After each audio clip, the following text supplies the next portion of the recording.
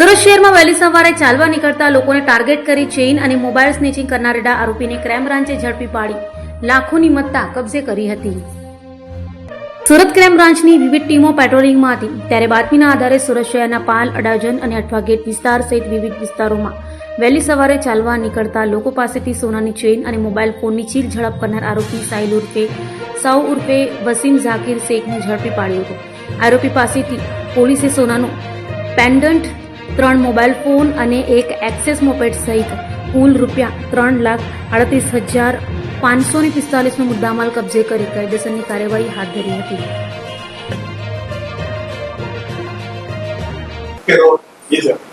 સુરત શહેરમાં મિલકત વિરુદ્ધના ગુનાઓ અટકાવવા માટે ક્રાઇમ બ્રાન્ચની ટીમો સતત લાગેલી હોય છે.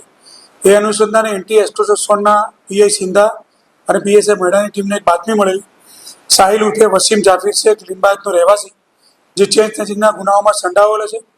અગાઉ પણ એના વિરુદ્ધમાં 6 અલગ અલગ પોલીસ સ્ટેશનમાં ગુનાઓ છે અને પાસામાં જઈને આવેલો છે 20 દિવસ પહેલા.